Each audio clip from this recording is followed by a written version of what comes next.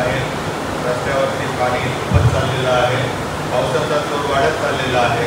त्यामुळे आहे त्या लोकांच्या उपस्थितीमध्ये देवाचा आपण स्तुती आराधना करूया आणि लवकरात लवकर आपण आपापल्या घरी जाऊया. आपण प्रार्थना करूया. प्रभू, आम्ही स्तुती करतो, धन्यवाद देतो. पुन्हा एक बार तू आज तुझ्या भक्ती मंदिरात आम्हाला आणलेला आहे. प्रभू, आज आमच्याद्वारे होण्याची तुझी स्तुती आराधना उपासना भक्ती तुला मान्य येशूच्या नावाने आमेन. दोनच गीत आपण गाणार आहे, बोलो जय मिलकर जय आणि त्याच्यानंतर तारक तो सामर्थ्य तो. त्यांच्या ग्रुपवरती मला असं वाटतं आलेलं आहे. आपण ते गीत गाऊया आणि देवाच्या नावाला धन्यवाद देऊ. बोलो जय मिलकर जय, बोलो जय यीशु की जय, बोलो जय मिलकर जय, बोलो जय यीशु की जय, बोलो जय जय जय. प्रेम किए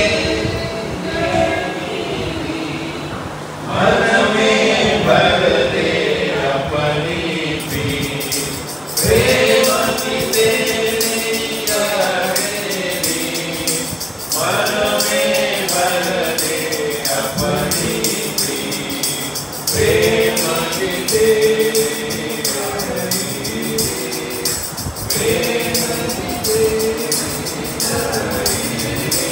बोलो जय मिलकर जय, बोलो जय यीशु की जय, बोलो जय मिलकर जय, बोलो जय यीशु की जय, बोलो जय जय जय. रोज पर अपना गुण बहा, मुझ पापी को दीजिए. रोज पर अपना गुण बहा, मुझ पापी को दीजिए. मन मेरे तुझको रटना, मन मेरे तुझको रटना.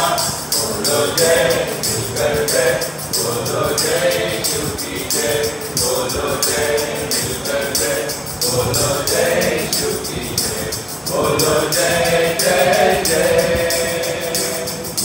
तेरी कुदरत की शान, खुद ही दाता खुद ही दान. तेरी कुदरत की शान, खुद ही दाता खुद ही दान. पूरे कर मन के अरमान, पूरे कर मन के अरमान. बोलो जय मिलकर जय, बोलो जय यीशु की जय, बोलो जय मिलकर जय, बोलो जय यीशु की जय, बोलो जय जय जय. खिदमत अपनी ले मुझसे, इस मंदिर में तू बसे. खिदमत अपनी ले मुझसे, इस मंदिर में तू बसे. ईद में तेरा नाम रहे, ईद में तेरा नाम रहे. बोलो जय मिलकर जय, बोलो जय यीशु की जय, बोलो जय मिलकर जय, बोलो जय यीशु की जय, बोलो जय जय जय.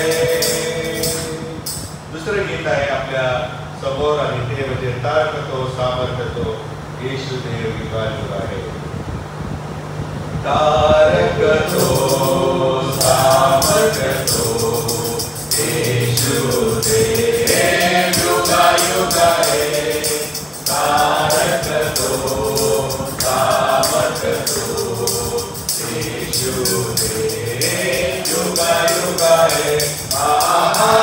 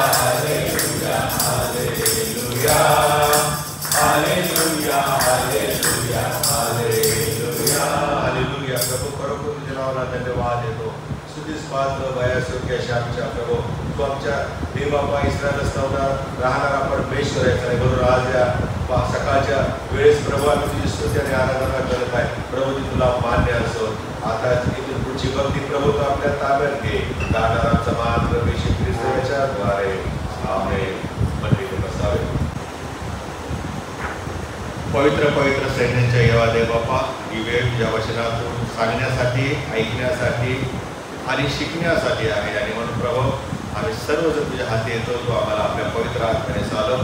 सर्व दुसरी शक्ती, वाईट विचार, संसाराची चिंता आमच्यापासून दूर ठेव. साधस मनाने आम्ही तुझी स्तुती सेवा, तुझं वचन ग्रहण करावं म्हणून तो आम्हाला कृपा करो. येशूच्या नावाने आमेन. गेल्या महिन्यामध्ये आपण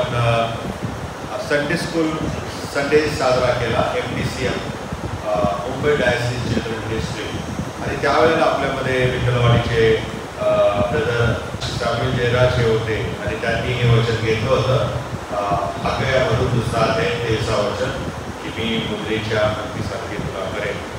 आणि त्यावेळेला मला साक्षात्कार असा झाला की त्याच्यावरती आपण सविस्तरपणे बोलावं. आणि म्हणून गेल्या आठवड्यामध्ये मी त्या वचनावर पण चिंतन करत होतो आणि सुद्धा विश्लेषण माझ्या निदर्शनास पवित्र शास्त्रातून आलेलं आहे. आणि म्हणून अंगठीबद्दल मी तुमच्यासोबत बोलणार आहे. अंगठीला काय महत्त्व आहे आणि त्या वचनाचा काय अर्थ आहे. म्हणण्यासाठी शास्त्रपाठ आहे हगायचं पुस्तक, दुसरा अध्याय 20 ते 23 आहे. स्पेशली त्यामधील 23 वचन आहे ते अत्यंत महत्त्वाचं आहे. म्हणून अंगठीकडे आपण लक्ष देऊया. पवित्र शास्त्रामध्ये अंगठी किंवा मुद्रा ही एक अधिकार मालकी हक्क आणि मान्यता याचं प्रतीक मानलं गेलं आहे।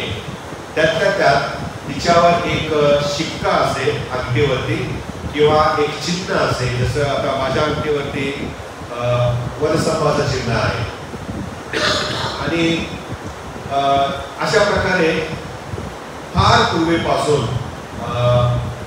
समाजामध्ये अंगठी घालणे आणि त्याच्यावरती मुद्रा किंवा शिक्का कोरणं हे प्रचलित आहे। तिचा उपयोग राजदरबारामध्ये फार केला जात असे, कारण राजदरबारामध्ये जी महत्वाची शासकीय सरकारी कागदपत्र असत ती कागदपत्र मुद्रांकित करण्यासाठी मालकी हक्क त्याच्यावरती सरकारचा आहे, राजाचा आहे हे दर्शवण्यासाठी आणि ज्यावरती राजाचा शिक्का आहे त्यावरती ते डॉक्युमेंट्स हे ग्राह्य आहे, मान्य आहे हे गृहीत धरण्यासाठी शिक्कामोर्तब केला जात असे, शिक्का मारला जात असे। दोन उदाहरण तुम्हाला देतो शास्त्रावरून। पहिलं आहे इजिप्त देशावरती अधिकारी म्हणून ज्यावेळेला फारोने योसेफाला नेमलं त्यावेळेला फारोने योसेफाला अधिकाराची अंगठी दिलेली आहे। उत्पत्तीचं पुस्तक 41 अध्याय आणि 42 वचनामध्ये लिहिलेलं आहे।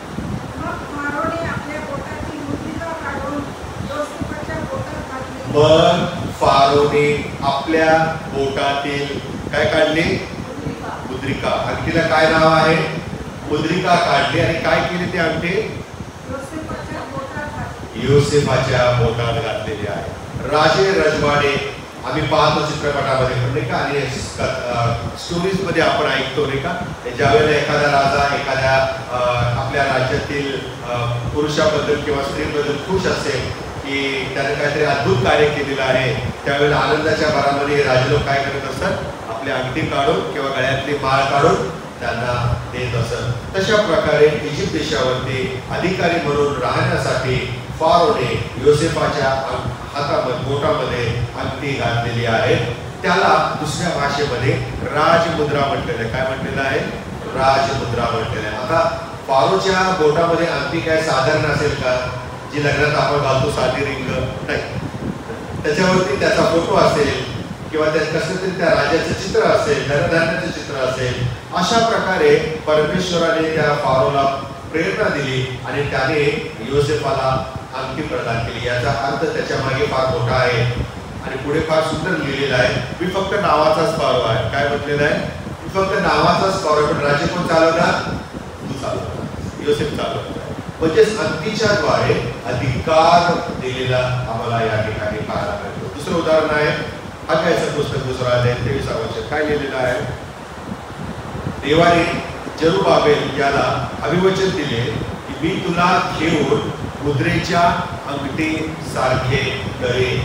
देवाने यरुबाबेलला अंगठी दिली नाही। वाचताना कदाचित आपला गैरसमज होईल। परमात्माचा मी तुला घेऊन मुद्रेच्या अंगठी सारखे करेन। देवाने काय अंगठी हातात काढून त्या यरुबाबेलला दिली का फारो सारखी? नाही, परंतु जो अधिकार त्या मुद्रेच्या अंगठीमध्ये आहे, सिग्नेट रिंग ज्याला म्हटलेलं आहे इंग्लिश मध्ये, तो अधिकार परमेश्वराने यरुबाबेलला दिलेला आहे आणि फार सुंदर आहे। आता हे राजमुद्रा जी आहे किंवा राजाच्या बोटामध्ये असलेली जी अंगठी आहे तिच्यावरती जे चिन्ह असेल ते अधिकाराचं चिन्ह असेल आणि कधी कधी या अंगठीचा दुरुपयोग पण केला गेलेला आहे। शास्त्रामध्ये एक उदाहरण आहे की चोरून त्या स्त्रीने आपला पती राजा जो होता त्याची अंगठी घेतली, त्याची मुद्रा घेतली आणि ती लेटरवरती ती शिक्का मारला आणि तिने समोरच्या माणसाला फसवलं। कोण होते ते आठवतं का? इजबेल राणी। नाबोताचा द्राक्षीचा मळा घेण्यासाठी शास्त्रामध्ये पाहतो की वाचा राजेचं पहिलं पुस्तक 21 अध्याय 8व्या वचनामध्ये लिहिलेलं आहे। तिने खोटेपणाने आपला पती आहाब याची अंगठी मुद्रा घेतली आणि लेटर स्वतःच लिहिलं आणि त्याच्यावर राजाचा शिक्का मारला, म्हणजे वाचणाऱ्याला कळावं की राजाकडून आलंय, पण आलं होतं कुठून? राणीकडून आलं। आणि त्यावेळेस आणि आजही ज्या वेळेला ती राजमुद्रा असलेली एखादी सही एखाद्या पत्रावर असते याचा अर्थ ते अधिकृत आहे, त्याच्यामध्ये आम्हाला बदल करता येत नाही. इस्माईल राणीने असा डाव केलेला आणि सिग्नेट रिंगचा तिने गैरवापर केलेला आहे. दुसरं उदाहरण शास्त्रामध्ये आम्ही गेल्या रविवारी ऐकलेलं आहे आणि ते म्हणजे दारियावेश राजाचं उदाहरण. दारियावेश राजाने दानियेलला सिंहाच्या गुहेत टाकलं आणि सिंहाच्या गुहेत टाकताना काय केलं त्याने, त्या गुहेच्या तोंडावरती मोठी धोंड ठेवले आणि त्या धोंडीला काय केले त्याने, सरदारांचा शिक्कामोर्तब केलेला आहे. सरदारांची मुद्रा त्यावरती मारलेली, यासाठी की कोणी दानियेलला कुठलाही धोका देऊ पोहोचवू. राजमुद्रा ज्याला म्हटलेलं आहे, शिक्का म्हटलेला आहे. थोडक्यामध्ये काय प्रियानो, ही मुद्रेची अंगठी, सिग्नेट रिंग याचा अर्थ स्वाक्षरीची अंगठी, सहीची अंगठी, साध्या सोप्या भाषेत. आणि ज्या वेळेला ती राजाच्याकडून येते त्याचा अर्थ ती अंगठी म्हणजे, ते शिक्का म्हणजे, ते चिन्ह म्हणजे राजाची सही असते. काय असे, राजाची सही मानली जात असे. तुम्ही बघा आजही आपल्या चर्चकडून एखादं लेटर गेलं ना तर डायसिस मध्ये ते विचारतात स्टॅम्प किधर आहे. काय विचारतात, स्टॅम्प किधर. चर्चच्या खात्यामध्ये बँकेमध्ये आमच्या तिघांची नावं आहेत, परंतु आम्ही जर त्याच्यावर स्टॅम्प नाही मारला, नुसत्याच सह्या केल्या, बँकवाले काय म्हणतात, स्टॅम्प किधर. त्याशिवाय ते अधिकृत मानलंच जात नाही. नवीन करारामध्ये आम्ही जुन्या करारामध्ये अशा प्रकारे एखाद्याचं स्थान, एखाद्याचा अधिकार, एखाद्याचा मालकी हक्क आणि त्याच्या मागे दैवी अधिकार जो आहे, जो परमेश्वरापासून आलेला आहे, देवाचं तो प्रतिनिधित्व करतो, हा प्रतितार्थ त्या सिग्नेट रिंग मध्ये, मुद्रेच्या अंगठीच्या मध्ये समाविष्ट आहे. मला तुम्हाला नवीन करारामध्ये घेऊन जाऊया. हे जुन्या कराराची गोष्ट झाली. नवीन करारामध्ये आम्हाला पाहायला मिळतं विश्वासणाऱ्यांना परमेश्वराने आपला पवित्र आत्मा देऊन पवित्र आत्म्याच्या द्वारे शिक्कामोर्तब केलेला आहे.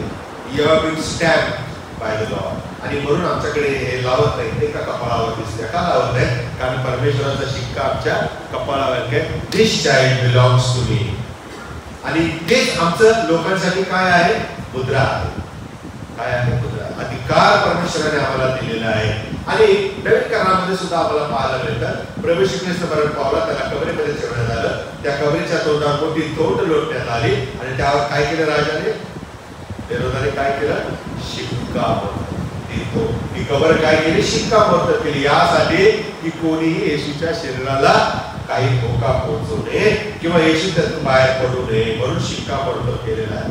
थोडक्यामध्ये काय माहिती आहे का भैया, ही सिग्नेट रिंग जी आहे, सिग्नेट म्हणजे सही है ना, ही जी सहीची अंगठी असते त्यावरती राजाचं चित्र, संख्या, देशातील महत्वाच्या व्यक्तींचं, जगातील राजे लोकांचा फोटो असतो. आपल्याकडे डॉलर्स आहेत ना, म्हणजे नाणी आहेत ना, त्या नाण्यावरती चित्र आहेत नाही.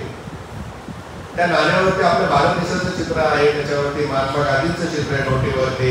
त्याचनंतर नोटेच्या मागच्या बाजूला पाहिला तर आपल्या भारत देशातील प्रसिद्ध ठिकाणं आहेत, त्या प्रसिद्ध ठिकाणाचे फोटो आहेत. तुम्ही बघा, 2 रुपयाची नोट बघा, 5ची बघा, 10 सगळ्या सारखी फोटो नाही आहेत. 10ची नोट बघा, 50ची बघा, 100ची बघा, 20. आमच्या देशातील जे महत्वाचे ठिकाण आहेत त्याचे फोटो त्या ठिकाणी आहेत, हे सिद्ध करायला की this note belongs to this country. ही भारत सरकारची नोट आहे. आणि म्हणून प्रियानो, आपल्याकडे पूर्वी पोस्टामध्ये एखादं महत्वाचं डॉक्युमेंट पाठवायचं असेल तर आपण ते कसं पाठवायचं माहिती का, ते लिफाफ्यामध्ये ते पत्र टाकायचं, ते डॉक्युमेंट, आणि मग ते बंद करायचं आणि त्याच्यावरती ते लाल काय करायचे, ते लोक डिंक लावायचे ना, काय करायचे, ते डिंक लावायचे. ते सहजासहजी निघत नसायचं आणि ते दिसलं की याचा अर्थ महत्वाचं कागदपत्र त्याच्यात आहे, सरकारी कागदपत्र आहे, अधिकृत आहे आणि ते लवकरात लवकर पोहोचवण्याची घाई केली जात असेल. म्हणून प्रिया, त्याला आपल्याकडे काय म्हणतात, डाक म्हणतात ना, त्या ठिकाणी डाक करत असं. आणि थोडक्यामध्ये प्रिया, ते कसं करायचं, पूर्वीच्या काळापासून चालत आलेली ही पद्धत आहे. मेण जे असायचं त्या मेणामध्ये तो राजा काय करायचा, त्याच्या अंगठीवर असलेलं चिन्ह किंवा काय आहे ती अंगठी त्या मेणामध्ये तो रुतवायचा आणि मग काढायचा आणि जे डॉक्युमेंट द्यायचं असेल त्याच्यावरती तो काय करायचा, ते शिक्का मारायचा. पूर्वीच्या काळी मेणामध्ये करत असतात, वॅक्स ज्याला म्हटलेलं आहे, मेणामधून करत असं. नंतर मग काही काही धातू त्यांनी निर्माण केले, त्या धातूच्या द्वारे ते शिक्का लावू लागलेले आहे. थोडक्यामध्ये काय प्रियानो आम्हाला हे पाहायला मिळतं की पूर्वीच्या काळापासून ही गोष्ट चालत आलेली आहे, आजवर चालत आहे. थोडी त्याची पद्धत बदललेली आहे, परंतु सिग्नेट रिंग ही आपल्या जीवनामध्ये महत्वाची आहे. त्याच्या मागे कौटुंबिक वारसा आहे, त्याच्या मागे वैयक्तिक ओळख असते. बिशपांच्या बोटामध्ये कधी पण बघा आमच्यासारख्या साध्या अंगठ्या नसतात, त्यांची रिंग फार वेगळी असते, त्यांची अंगठी वेगळी असते. त्यांच्या अंगठीतल्या त्या रंगावरून कळते की हे बिशप आहे, ही बिशप साहेबांची अंगठी आहे, ओळख आहे.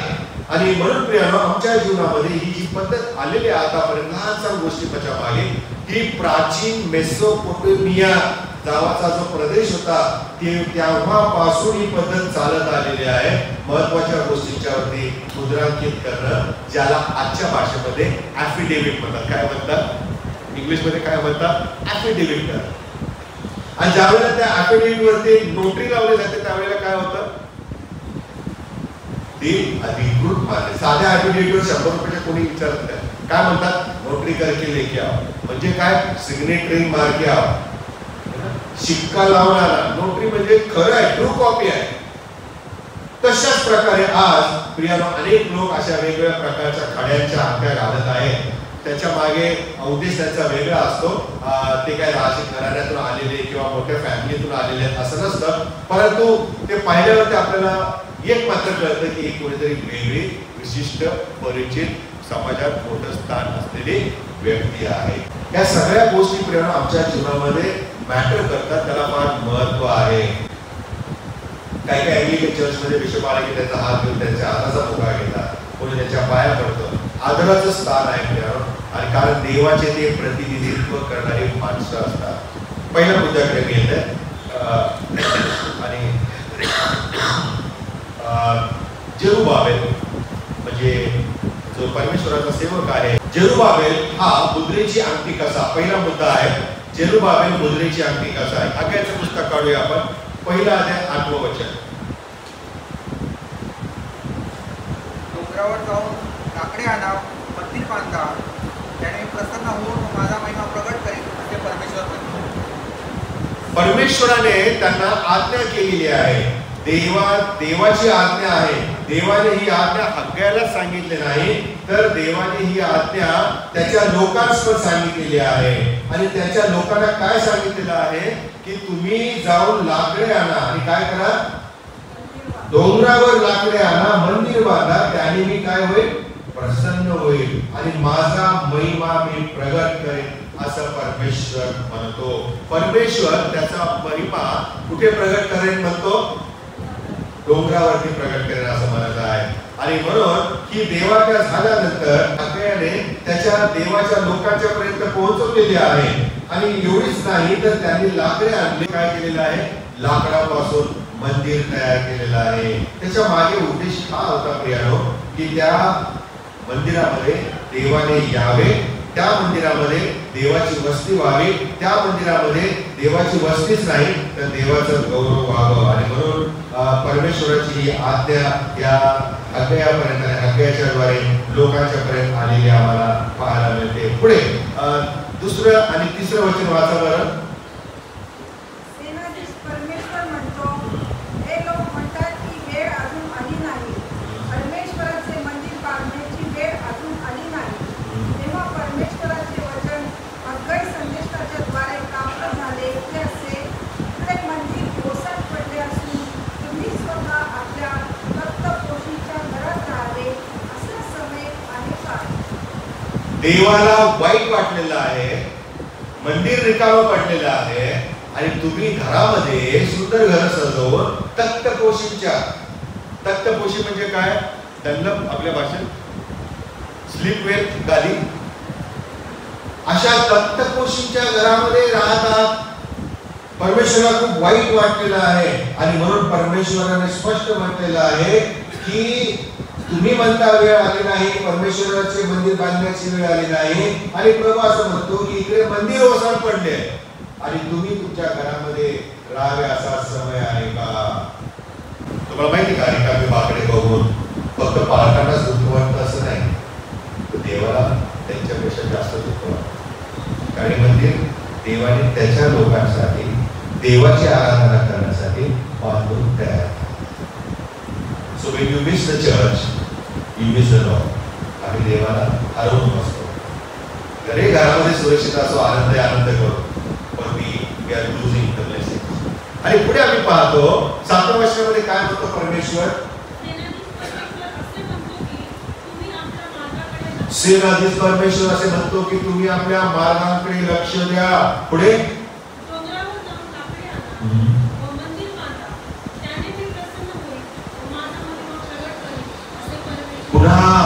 पुन्हा त्या मंदिरामध्ये मी माझं वैभव मी प्रगट करेन असं परमेश्वर म्हणते. पुढे 9व्या वचनामध्ये काय लिहिलेलं आहे. तुम्ही पुष्कळाची अपेक्षा केली पण हाती थोडे नाही. जे तुम्ही घरी आणले त्यावर मी तुमकर घातला का असे सेनाधीश परमेश्वर म्हणतो.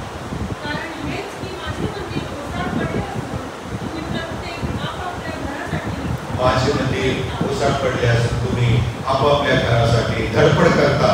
आणि परमेश्वर आम्हाला दुसऱ्या अध्यायाच्या 9व्या वचनामध्ये काय म्हणतो पहा बरं. या मंदिराचे शेवटले वैभव पहिल्यापेक्षा श्रेष्ठ होईल. या मंदिराचे शेवटले वैभव पहिल्यापेक्षा कसे होईल. श्रेष्ठ होईल असे सेनाधीश परमेश्वर म्हणतो. आणि मी या स्थळाला शांती देईन. That which has been lost, God is going to restore it again. परमेश्वर पुन्हा ते वैभव देऊ इच्छितो. आणि त्यासाठी त्याला माणसाची गरज होती. त्यासाठी त्या मंदिराचं वैभव पुन्हा येण्यासाठी देव काही चमत्कार करणार नव्हता. आता मोबाईलमध्ये AI टेक्नॉलॉजीला आणलेली आहे नाही का. जो फोटो काढला की कोण वापरतो त्याला सर्कल करायचा, तो माणूस गायब होतो. असं परमेश्वराने केलं का. नाही केलं. मंदिर ओसाड पडले म्हणून काहीतरी आर्टिफिशियल इंटेलिजन्सच्या द्वारे त्याला ते परत ते आपण प्रोजेक्टर मध्ये पाहतो नाही का. तसं मंदिर ऑटोमॅटिक तयार झालं का. नाही झालं. त्या बांधण्यासाठी त्याच्यामध्ये पुन्हा देवाने वस्ती करण्यासाठी त्या मंदिराचं वैभव जे पहिलं होतं शलोमोनाच्या काळामध्ये ते पुन्हा त्याला प्राप्त हो यासाठी परमेश्वराला व्यक्तीची माणसाची गरज होती. आणि मग त्याने जरुबाबेलची निवड केलेली आहे. जरुबाबेलची निवड केली. आणि मग असं म्हटलेलं आहे की हा जो जरुबाबेल आहे हा याच्या वंशातून दावीद आलेला आहे. दाविदाच्या वंशातून प्रभू श्री ख्रिस्ताचं येणं हे परमेश्वराने मुकर केलेलं होतं. आणि त्यासाठी यरुबाबेल या व्यक्तीची या सेवकाची देवाने निवड केलेली आहे. लोकांना पुन्हा गुलामगिरीतून बाहेर काढण्यासाठी, लोकांना कनान देशामध्ये आणून बसवण्यासाठी, परमेश्वराने मार्गदर्शन करण्यासाठी यरुबाबेलची निवड केलेली आहे. आणि प्रभू त्याला म्हणतो की तू जे माझ्यासाठी कार्य केलेलं आहे त्याची प्रशंसा केली जाऊन तिचे नेहमीच स्मरण राहील असे मी करेन. परमेश्वर त्याला वचन देतो. परमेश्वर त्याला अभिवचन देत आहे की तू जे माझ्यासाठी केलेलं आहे ते चिरंतन लक्षात राहील. म्हणून आज आपण त्याची आठवण, आपल्या नंतर येणाऱ्या पिढ्या पण त्या जरुबाबेलची आठवण काढणार आहे. तर दुसरा मुद्दा आहे तो म्हणजे उधळ्या पुत्र. उधळ्या पुत्राचं मी सुरुवात वाचलेलं आहे तुमच्यासमोर. हा उधळ्या पुत्राने आपला वाटा घेतला, परदेशी गेला. परंतु त्यावेळेस आम्हाला असं पाहायला मिळतं जी काय साधनं होती ती साधनाच्या द्वारे याने प्रस्थान केलेलं आहे. आणि त्याने आपल्या बापाकडून आणलेल्या मालमत्तेचा वाटा सगळा उडवलेला आहे. शुद्धीवर आला तेव्हा कळालं आता मला भूक लागली, पैसे नाही आहेत, मला पुन्हा माझ्या बापाच्या घरी गेलं पाहिजे. बाप तर माझा कडक स्वभावाचा आहे, तो काय मला स्वीकारणार नाही. आणि त्याने जरी स्वीकारलं तरी माझा भाऊ काय मला जीवन जगू देणार नाही. आणि म्हणून या सगळ्या टेन्शन मध्ये त्याने म्हटलं मरण्यापेक्षा तिकडे जाऊन गेलेलं बरं बापाच्या घरी. आणि तो निघाला आणि बापाला जाऊन म्हणतो मुलगा नाही नोकर म्हणून ठेवा. तर बापाने काय केलं. आपल्या सरदारास दासास आज्ञा केली. काय केले. 3 आज्ञा केल्या. एक, याला उत्तम जगायला आला. दुसरी आज्ञा काय होती. याच्या बोटात अंगठी घाला. आणि तिसरं काय होतं. याच्या पायात जोडा. 3 आज्ञा दिली. त्याच्यानंतर 4थी आज्ञा काय होती. याच्या पोसलेले वासरू घाला. ठरवलं तर या 4ही गोष्टीवर 4 रेवर बोलू शकतो पण नको. आज फक्त अंगठीवरती बोलूया. मी विचार करायला लागलो की उधळ्या पुत्राला अंगठी का घालायला लागली. का बापाने का घातली त्याला अंगठी. नाही घातली तर चाललं नसतं का. पण मला ज्या वेळेला या सिग्नेट रिंगचा लक्षात आलं महत्व, त्यावेळेला मग मी त्या उजव्या पुत्राच्या पोटातील अंगठीवर माझं लक्ष केलं. मला असं दिसून आलं की त्या उजव्या पुत्राचं पुन्हा त्या अंगठीच्याद्वारे बापाने स्वतःच्या घरात स्वागत केलं. काय केलेलं आहे? स्वागत केलं. मी तुला तोच अधिकार देतो जो तू हरवला होतास, जो तू इथून जाण्यापूर्वी तुझ्या पोटामध्ये अंगठी होती ना, जो अधिकार होता ना, I am giving you back. किती सुंदर आहे. म्हणून त्याने त्याला मुलगा म्हणून, नोकर म्हणून नाही तर मुलगा म्हणून स्वीकारलेला आहे. दुसरं मला त्या अंगठीच्या मागे पाहायला मिळालं ते म्हणजे परमेश्वराच्या द्वारे त्या बापाला प्रेरणा झाली आणि त्या वडिलाने अंगठीच्या द्वारे आपल्या हरवलेल्या मुलाचा आपल्या कुटुंबामध्ये मानाने स्वीकार केलेला आहे. तिसरी गोष्ट मला दिसून आली, त्याला पुन्हा मालकी हक्क देण्यात आलेला आहे. त्याला मुलगा म्हणून स्वीकारलेला आहे. असं नाही म्हटलं बाप की तू असं सगळं उधळून आलेला आहेस, आता जे काय आहे ते तुझ्या मोठ्या भावासाठी आहे, तुला द्यायला आता माझ्याकडे काही नाहीये, असं म्हणता का? नाही. त्याने त्या मुलाला अंगठी प्रदान करून हे दर्शवलं की तुझा हरवलेला हक्क मी तुला पुन्हा देत आहे. You are my son, not a servant. तू माझा मुलगा आहेस, नोकर नाही. आणि पुढे आम्ही आणखी पाहायला मिळतो, त्याच्या चुकांची क्षमा करून पुन्हा त्या बापाने त्याचा मुलगा म्हणून स्वीकार केलेला आहे आणि त्याचं प्रतीक म्हणून अंगठी घातलेली आहे. अंगठी घातलेली आहे. त्यामुळे अंगठी हा एक नुसता दागिना नसून ती वडिलांची त्या मुलासाठी सिग्नेट रिंग होती, म्हणजे स्वाक्षरी केलेली सही होती. मी तुला ही अंगठी घालत आहे, याचा अर्थ असा की मी तुला माझा मुलगा म्हणून स्वीकार. मोठा भाऊ आला तर काय करू शकला का? त्याने फक्त वाद घातला. जन्मापासून मी तुमची सेवा करतो, हे सगळं उधळून आले, तुम्ही त्याला पुन्हा मुलाचा हक्क दिला.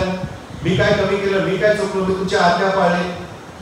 बापाने शांतपणे ऐकून घेतलं आणि म्हटला, माझा मुलगा हरवला होता, तो मला सापडला आहे. मोठा मुलगा काय करू शकला? अंगठी काढून घेतली त्यानं, त्या मला आता ती माझ्याकडे पाहिजे नाही, कारण ती बापाची स्वाक्षरीची अंगठी.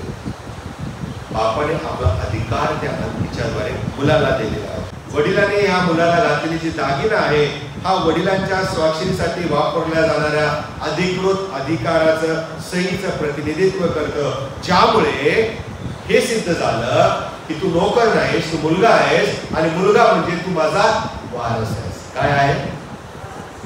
असं म्हटलं का बाप, आता सगळं तुझ्या मालकीचं घेऊन गेलास, आता तुला काय द्यायला नाही, पण तू स्टील युअर माय सन. तू रिकामाच राहा, नुसताच तू माझा पोरगा म्हणून राहा.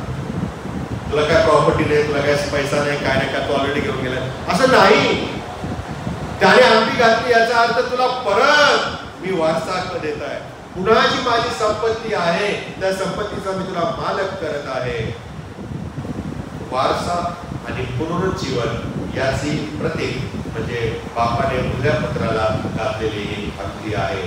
पुन्हा त्या अंगठीच्या द्वारे वडील आणि मुलगा यांचं तुटलेलं नातं पुन्हा जोडलं गेलं, हे आम्हाला शिकायला मिळतं. अंगठी ही गोलाकार असते. कशी असते? अंगठी काय असते? वरती डिझाईन वेगळी ती सोडून द्या, पण अंगठी कशी असते? गोलाकार असते. काहींचं म्हणणं असं आहे, गोल आहे म्हणजे याला सुरुवात नाही, शेवट नाही. There is no beginning and there is no end. याचा अर्थ आमची जी जबाबदारी आहे, आमचा जो मालकी हक्क आहे, आमचं जे प्रेम आहे ते न संपणार आहे. ते सातत्याने एकमेकावर आम्ही प्रेम करत असतो. हा अधिकार कायमचा आहे, हा तुटणारा नाहीये प्रियानो. अमर्याद प्रेम आणि कृपा जी देवाने आमच्यावर केलेली आहे त्याचं प्रतीक म्हणजे देवानं या उजव्या पुत्राला त्याच्या बापाच्या द्वारे घातलेली अंगठी आहे. आणि म्हणून प्रियानो, अधिकार, वारसा हा जो सर्व त्या अंगठीच्या द्वारे बापाने त्या मुलाला देऊन दिला आहे. मुलगा नोकर म्हणून येऊ इच्छित होता, पण बापाने त्याला पुन्हा रिइन्स्टेट केलेलं आहे. पुन्हा त्याचं गमावलेलं पद दिलेलं आहे, पुन्हा त्याचं गमावलेलं स्थान दिलेलं आहे, पुन्हा त्याला मालकी हक्क दिला, पुन्हा त्याला वारसाचा हक्क दिलेला आहे. आणि म्हणून त्या घरामध्ये आनंदोत्सव काय झाला? आनंदोत्सव झाला. तिसरा मुद्दा आहे, स्वर्गात आम्हाला अंगठी मिळेल का? आता तुमच्यासमोर प्रश्न पडला असेल, फारोनी योसेफाला दिली, परमेश्वराने यरुबाबेलला सांगितलं तुला मी मुद्रेच्या अंगठीसारखं करेन. मग आता स्वर्गात गेल्यावर आम्हाला अंगठ्या मिळतील का हा प्रश्न आहे. परंतु शास्त्र मी गुंडाळलं, त्याच्यामध्ये असं मला पाहायला मिळालं नाही. स्वर्गात आम्हाला अंगठी घातली जाणार नाही, कारण तसं वर्णन कुठंच नाहीये. सोन्याची घरं असतील, चांदीचे रस्ते असतील, पण सोन्याच्या अंगठ्या काय प्रत्येकाला मिळतील असं शास्त्रात लिहिलेलं नाही. कदाचित ते आमच्यासाठी सरप्राईज असू शकेल आहे. परंतु हा जो अंगठीचा प्रकार आहे ना, हा मानवी खटाटोप आहे. हे माणसाने निर्माण केलेली सांस्कृतिक प्रथा आहे, प्रचलित प्रथा आहे. आणि म्हणून अंगठी घेणं आणि देणं हे मानवाने तयार केलेलं आहे. पवित्र शास्त्रामध्ये याचा काही जास्त उल्लेख नाही, याला काही महत्व नाही. मग स्वर्गात आम्हाला काय मिळणार आहे? अंगठी नाही, तर स्वर्गामध्ये आम्हाला देवासाठी केलेल्या कामाचा मुकुट मिळणार आहे. स्वर्गामध्ये आम्हाला देवाचं नीतिमत्व मिळणार आहे. स्वर्गामध्ये आम्ही केलेल्या सेवेची प्रशंसा होणार आहे. स्वर्गामध्ये आम्हाला नवीन गौरवी शरीर मिळणार आहे. स्वर्गामध्ये आम्हाला ख्रिस्तासारखे अविनाशी असे आम्हाला जीवन मिळणार आहे. त्या ठिकाणी आम्हाला कधी रडणे नाही, दात खाणे नाही, ओरडणे नाही, आक्रोश नाही, दुःख नाही, आजार नाही, अशा प्रकारचं अनंतकालीन जीवन परमेश्वर देणार आहे. म्हणून स्वर्गात अंगठी नाही, पण अंगठीपेक्षा मूल्यवान ज्या गोष्टी आहेत त्या परमेश्वर आम्हाला देणार आहे. चौथा मुद्दा आहे, आणि ते म्हणजे अंगठीचं आध्यात्मिक महत्व काय आहे. जसं योसेफाला फारोने मुद्रेची अंगठी दिली, स्वतःच्या फोटो असलेली, सही असलेली, देवाने त्याला प्रेरणा दिली आणि फारोने योसेफाला अधिकार दिलेला आहे. तशाच प्रकारे जरुबाबेलला देखील परमेश्वर म्हणाला, मी तुला घेऊन मुद्रेच्या अंगठी सारखे करेन. तसं आध्यात्मिक जर दृष्टिकोनातून या गोष्टीकडे पाहिलं तर देवाच्या राज्यात तुम्ही आणि मी जे विश्वासणारे आहे त्या आम्हाला देवाने अधिकाराचं स्थान दिलेलं आहे. देवाच्या दृष्टीने आम्ही अतिशय महत्वाचे आहे. म्हणून आम्ही लेखाच्या पुस्तकामध्ये ऐकतो की प्रभू आम्हाला म्हणतो, तू माझ्या दृष्टीने अमोल आहेस. You are precious in my sight. देवाचे प्रतिनिधी म्हणून देवाने आम्हाला या मुद्द्यावर ठेवलेलं आहे. आम्ही देवाचे सिग्नेट रिंग आहोत. आम्ही देवाचे शिक्कामोर्तब केलेले प्रतिनिधी आहोत. देवाने जसं यरुबाबेलला सांगितलं, मी तुला मुद्रेच्या अंगठीसारखे करेन, तेच अभिवचन देव तुम्हाला मला देत आहे.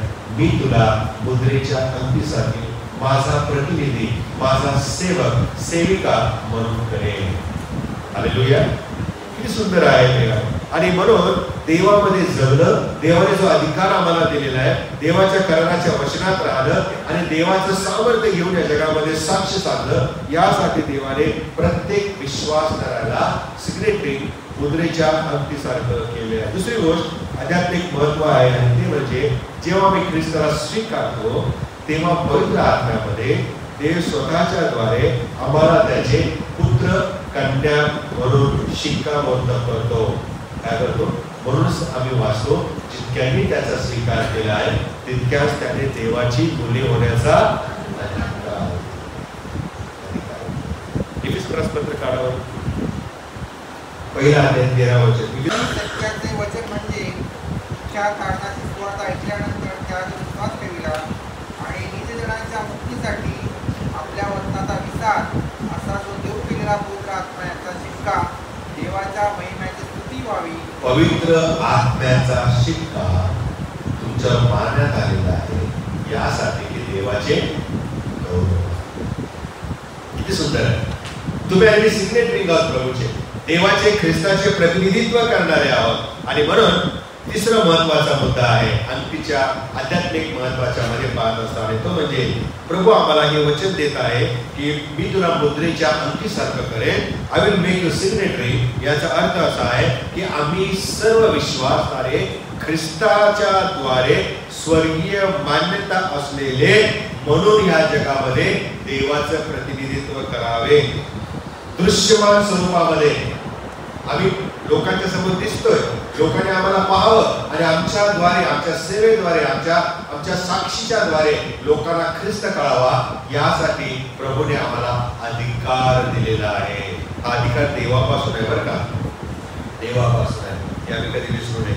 चौथा मुद्दा आध्यात्मिक फार महत्वाचा आहे, आणि ते म्हणजे ज्या वेळेला रिंग दिली जाते, अंगठी दिली जाते, याचा अर्थ असा आहे सत्तेचं हस्तांतरण केलं जातं. The transfer of power. फारोने योसेफाला अंगठी दिली, याचा अर्थ मी माझी पॉवर मी माझा अधिकार, मी माझी सत्ता आता तुझ्या हाती सोपवतो. ख्रिस्त जेव्हा म्हणतो की मी तुला माझ्या स्वाक्षरीची अंगठी करतो, मी तुला सिग्नेट रिंग करतो, मी तुला माझा प्रतिनिधी म्हणून ठेवतो, याचा अर्थ मी तुला माझा अधिकार देतो. अधिकार देतो. अनेक उदाहरण शास्त्रामध्ये आहे. यहूदा आणि तामाराचे उदाहरण तुम्हाला आठवतं? उत्पत्तीचं पुस्तक 38 अध्याय 18 काय केलेलं आहे त्या ठिकाणी? यहूदाने तामारेशी शरीर संबंध ठेवला आणि ती निघून गेलेली आहे. आणि एके दिवशी असं म्हटलेलं आहे की त्या तामारेचा आणि यहूदाची भेट होते, पण यहूदा तिला ओळखत नाही, तिने बुरखा घातलेला होता वगैरे. आणि मग अभिवचन देण्यात येते एकमेकाला. आणि मग तामार म्हणते की या अभिवचनाचं चिन्ह काय आहे? तेव्हा यहूदाने तिला काय दिलेलं आहे? वाचा. मुद्रिका, गोफ आणि हातातील काठी. ही जी दिलेली अंगठी होती, मुद्रिका म्हणजे अंगठी होती, ही ओळखतेचं चिन्ह होतं. आधार कार्ड जसं आहे ना आपलं, आधार कार्ड असं ही व्यक्ती ही वाट, तशा प्रकारे त्या काळामध्ये अंगठीचा उपयोग ओळख घेण्यासाठी सुद्धा केला जात असे. आणि म्हणून भेट झाल्यावर तामारीने ती अंगठी यहूदाला दाखवली, जिच्याशी तू शरीर संबंध ठेवला, आणि ही अंगठी दिली, ही मी तिचा आहे. ओळख देण्यासाठी, दाखवण्यासाठी तामारीने त्या अंगठीचा उपयोग केलेला आहे. शब्द दिल्याचे, एकमेकाला अभिवचन दिल्याचं ही अंगठी प्रतीक होतं. प्रियानो, वचन दिल्याचं प्रतीक होतं, शब्देचं प्रतीक होतं, असं आम्हाला शास्त्रामध्ये पाहायला मिळतं. दुसरं आम्हाला उदाहरण आहे शास्त्रामध्ये सिग्नेट रिंगचं, मुद्रिकेची अंगठीचं. आणि ते म्हणजे अहेश्वरोश राजाने स्वतःची मुद्रा हाताच्या बोटातून काढली आणि त्याने ती हामानाच्या बोटामध्ये घातली. एस्तेर पुस्तक 3 अध्याय 10व्या वचनामध्ये आम्ही वाचतो. तेव्हा राजाने आपली मुद्रा म्हणजे चेहरा नाही बरं का, मुद्रा म्हणजे अंगठी आपल्या बोटातून काढून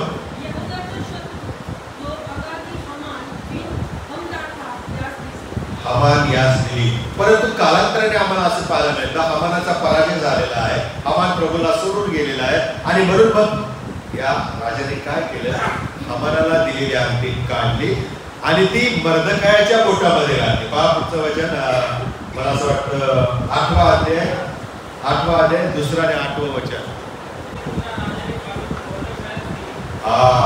मग ती मुद्रा राजाने काढून मर्दकायास दिली आणि मग एस्तेरने मर्दकायाला हमानाच्या घराण्याचा कारभारी असं लिहिलेलं आहे. म्हणजे काय? अंगठीच्या द्वारे कारभारीपणाचा अधिकार मिळतो, हे आम्हाला पाहायला मिळतं. अशा प्रकारे ही सिग्नेट रिंग आहे प्रियानो, ही जी मुद्रेची अंगठी आहे, ही गुप्त दिली जात नाही, ती लपून छपून दिली जात नाही, ती लोकांच्या समक्ष दिली जाते. कारण त्या लोकांच्यावर तिचा अधिकार असतो.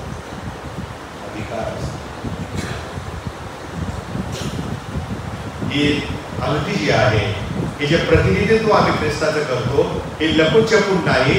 आणि म्हणून मग परमेश्वराने आम्हाला अशा प्रकारे या जगात पाठवलेलं आहे, त्याचं प्रतिनिधित्व करण्यासाठी अधिकाराने पाठवलेलं आहे. आणि म्हणून ज्यावेळेला स्वर्गारोहण होत होतं त्यावेळेला प्रभू येशूने आपल्या शिष्यांना सांगितलं, थांबा, जोपर्यंत तुम्हाला वरून सामर्थ्य प्राप्त होत नाही, तुम्ही तोपर्यंत यरूशलेम सोडून जायचे नाही.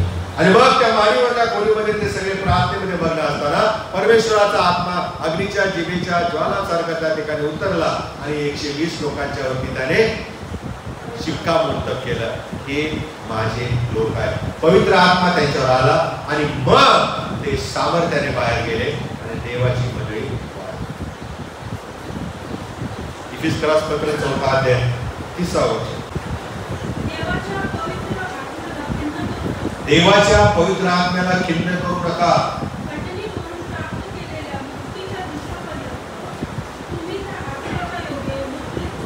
तुम्ही त्या आत्म्याच्या द्वारे मुद्रित झालेला, you have been sealed, you have been signed. पवित्र आत्म्याच्या द्वारे तुम्ही मुद्रित झालेला. आणि म्हणून मग स्वर्गारोहणात असताना प्रभूने आज्ञा केली, तुम्ही जा सर्व सृष्टीला सुवार्तेची घोषणा. You are my signet ring. तुम्हाला मी मुद्रेच्या अंगठीसारखं केलेलं आहे. गो इनटू द वर्ल्ड आणि काय करा, शिक्षण द्या, सुवार्ता सांगा, बाप्तिस्मा द्या आणि त्यांना येशूचे शिष्य करा. आणि म्हणून प्रियानो, स्वतःला आपण कमी लेखू नये. आम्ही ख्रिस्तामध्ये फार अधिकार मिळवलेले लोक आहोत आणि ते अधिकार आम्हाला वेगवेगळ्या प्रकारचे प्रभूने दिलेले आहे. त्यानेच कोणाला प्रेषित, कोणाला बिशप, कोणाला पालक, कोणाला याजक, कोणाला लीडर, कोणाला डिकन, कोणाला सुवार्थी, कोणाला मिशनरी, कोणाला बायबल स्टडी घेण्याचं, कोणाला शिकवण्यात अनेक दाने प्रभूने आम्हाला दिलेले आहेत. ह्या सिग्नेट रिंग्स आहेत. काय आहे? हे देवाचं प्रतिनिधित्व करणारे लोक आहेत. आणि मग आम्ही जे विश्वास करणे त्या आम्हा प्रत्येकाला पवित्र आत्म्याच्या द्वारे प्रभूने आम्हाला देवाची मुले होण्याचा हा अधिकार दिलेला आहे. आणि आम्हाला सांगितलं, गो इनटू द वर्ल्ड, जगात जा आणि सुवार्ता सांगा. आम्ही ते करत आहोत का? नाहीतर हमारासारखं प्रियानो परमेश्वर आमच्या प्रतिनिधित्व काढून घे आणि दुसऱ्याला. म्हणूनच तर येशूने त्या यरूशलेमच्या रस्त्यावर जाताना निष्फळ अंजिराच्या झाडाला शाप दिला. तू काम करत नाहीस, तू ज्या कामासाठी नेमल्यास ते फळ देत नाहीस, ते पाडून टाक, त्याच्या जागी दुसरं लाव, ते तरी तुला फळ देईल. परमेश्वर आमच्या जीवनामध्ये अशाच नियम लावतो आणि म्हणून आपण देवाचं काम करूया. मोठ्या थोडक्या शब्दात का होईना आपल्या घरात सुवार्ता सांगा ना. घरामधून तुम्हाला धैर्य प्राप्त होईल ना. काय चुकलं मागलं तर घरातल्या लोकांच्या समोर चुकेल ना. मला कॉन्फिडन्स येईल, धैर्य येईल. मग तुम्ही तुमच्या मित्रमंडळीमध्ये सुवार्ता सांगा ना. येशूबद्दल सांगायला आपण का घाबरतो? आणि प्रभू असं म्हणतो की जो कोणी मला मनुष्यासमोर नाकारेल त्याला मी स्वर्गातील पित्यासमोर नाकारेल. So open your mouth. बाकीच्या गोष्टी बोलण्यासाठी नाही, पण ख्रिस्ताबद्दल बोलण्यासाठी. आणि पहा, तुम्ही जग जिंकणारे व्हा. आणि ज्यावेळेला शिष्याला लोकांनी पाहिलं तेव्हा त्यांनी एकच वाक्य म्हटलं की जगाचे उलटा पालन करणारे लोक. आज जग आमची उलटा पालन करत चाललंय, कारण आम्ही आमचे अधिकारच लॉस झालेलो आहोत. आम्ही अधिकार हरवून बसलेलो आहे, आम्ही घाबरून घरात बसलेलो आहे. आणि प्रभू असं म्हणतो, निघा बाहेर या आणि सुवार्ता सांगा. पवित्र परमेश्वरीच्या स्तुती आराधना करीतो, ज्या वचनाबद्दल धन्यवाद देतो. जे अभिवचन प्रभू तू जेरुबाबेलला दिलंस की मी तुला मुद्रेच्या अगदी सारखे करेन. म्हणजेच तू त्या जेरुबाबेला शिक्कामोर्तब केलं, स्वतःचा प्रतिनिधी म्हणून तुझं मंदिर उभा करण्यासाठी, तुझ्या लोकांना वचनदत्त देशामध्ये देण्यासाठी, प्रोत्साहन देण्यासाठी तू त्याला सेवक बनवलंस आणि नेमलंस. तीच गोष्ट नवीन करारामध्ये येशूच्या द्वारे तू आमच्यावरती पवित्र आत्म्याच्या द्वारे शिक्कामोर्तब केलेलं आहे. आम्ही तुझे झालेलो आहोत आणि तू या जगात आम्हाला पाठवलेलं आहे. जा, सर्व सृष्टीला सुवार्तेची घोषणा करा. मी तुला, तू स्त्री आणि पुरुष सगळ्यांना सांगत आहे की मी तुला मुद्रेच्या अंगठीसारखे केलं आहे. प्रभू, तुझ्या या आज्ञेचं पालन करण्यासाठी तू